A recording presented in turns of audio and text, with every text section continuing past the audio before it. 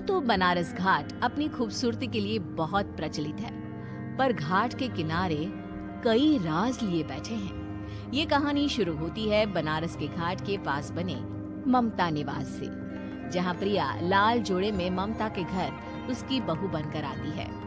आओ आओ बहू, घर को अपने पैरों से पवित्र करो।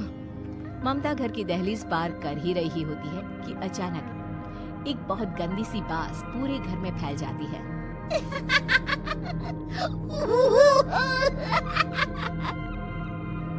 ये बदबू और ये आवाजें, ये कौन हंस रहा है माँ?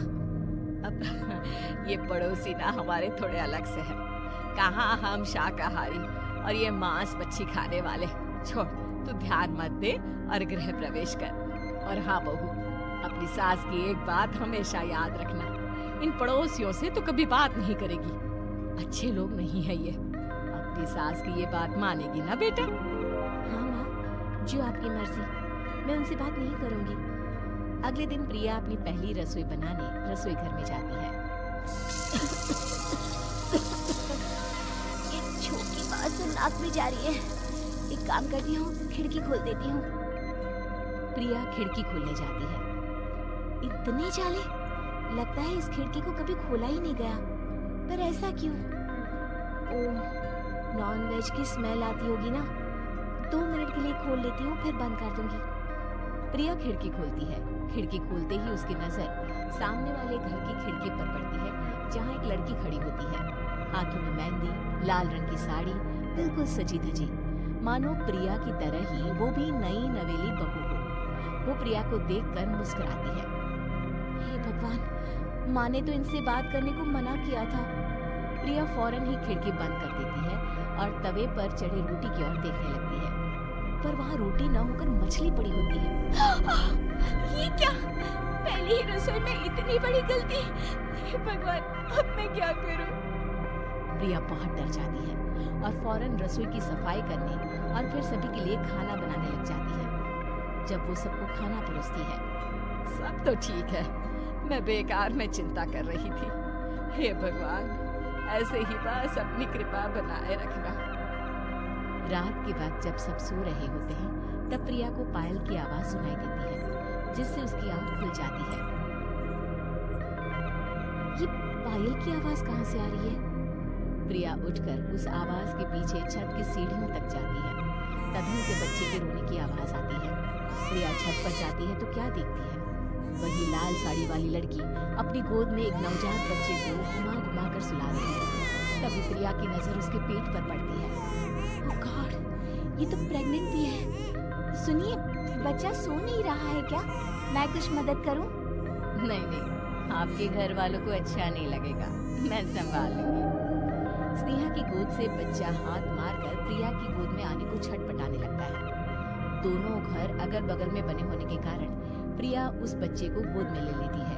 प्रिया के पास आते ही वो सो जाता है। बच्चे का वो स्पर्श रात भर प्रिया भूल नहीं पाती और अगली सुबह वो छत पर कपड़े सुखा रही होती है। तभी उसे एक औरत इशारा करके बुलाती है। स्नेहा कह रही थी, बाबू तुम्हारी गोद में आते ही सो गया। मैं गौरी, स्नेहा की माँ हूँ। बहू, घर आना, बाबू को खिला भी लेना। शाम को जब घर पर कोई नहीं रहता, बच्चे से मिलने के लिए प्रिया छिपकर अपनी पड़ोसन के घर चली जाती है और कुछ देर बच्चे को खिलाकर वापस लौट आती है। इसके कुछ दिन बाद ही प्रिया को पता चलता है कि वो माँ बनने वाली है। ममता की खुशी का ठिकाना नहीं रहता।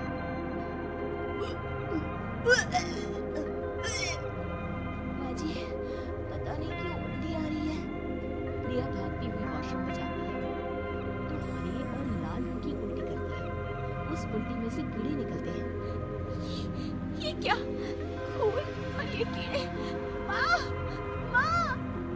प्रिया की आवाज सुनकर ममता दौड़ कर आती है, पर बेसिन में कुछ नहीं होता। प्रिया हक्की बक्की रह जाती है। ये सब क्या हो रहा है? प्रिया घबरा जाती है और अपने कमरे में जाकर सो जाती है। डर के कारण वो इतनी थक जाती है कि उसकी आंख लग जाती है। तब उसे ऐसा लगता है उसके पेट पर मानो कोई बैठा हुआ हो। कौन हो? प्रिया के पेट पर एक 5 महीने की बच्ची बैठी हुई थी, जो बुरी तरह जली हुई थी। माँ, तुम ही मुझे लाई ना अपने पेट में? मैं तुम्हारी माँ नहीं हूँ। कौन हो तुम?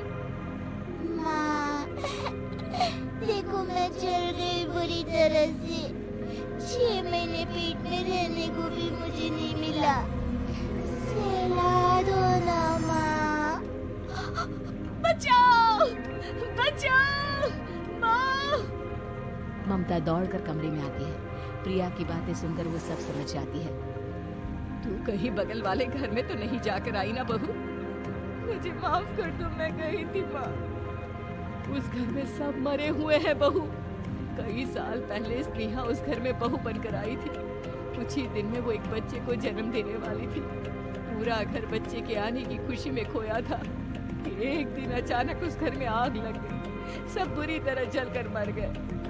गौरी आज भी दादी बनने का इंतजार कर रही है और इसीलिए स्नेहा ने अपना अजन्मा बच्चा तुम्हारी कोख में डाल दिया।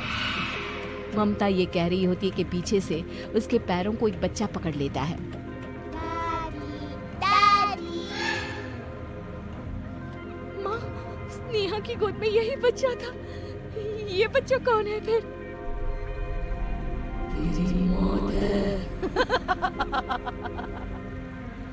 तेरी भी दादी। जिस चीज का ममता को डर था वही हो गया। ममता निवास के ऊपर मौत ने चादर बिछा दी थी। प्रिया का पेट ऐसे बढ़ जाता है मानो 9 महीने का हो। 2 हाथ उसके पेट से बाहर निकलते हैं। बहू, संतोष को फोन कर, किसी पंडित जी को बुला बहू। प्रिया का पति भागता हुआ घर आता है। ये तो होना ही था माँ। तेरा बाप तेरे सामने आ गया तो तू सह नहीं पा रही है। स्नेहा घर में आग लगी नहीं थी, माँ ने लगाई थी प्रॉपर्टी की लालच में। और वो बच्चा मेरी पहली पत्नी का बच्चा है, मेरा बेटा, जो कि उस आग की चपेट का शिकार हो गया था। मैंने तुमसे ये सब माँ के कहने पर छुपाया था। मुझे माफ कर दो प्रिया। तुम अगर चाहो तो यहाँ से जा सकती हो। मैं तुम्हें किसी भी बंधन में रखना नहीं चाहता। मेरी शादी हुई है आपसे, मैं आपको छोड़ नहीं सकती, पर उससे पहले हमें स्नेहा, उसकी माँ और बच्चे की आत्मा की शांति करवानी होगी। संतोष और ममता गौरी के घर जाते हैं। अंदर सब कुछ जला हुआ होता है। जमीन पर जली हुई लाशें बिखरी हुई थी। ममता रो रो कर अपनी करने की माफी गौरी से मांगती है। प्रिया स्नेहा के घर वालों का अंतिम संस्कार करवा देती है और ममता निवास फिर से आत्माओं के साए से मुक्त हो जाता है।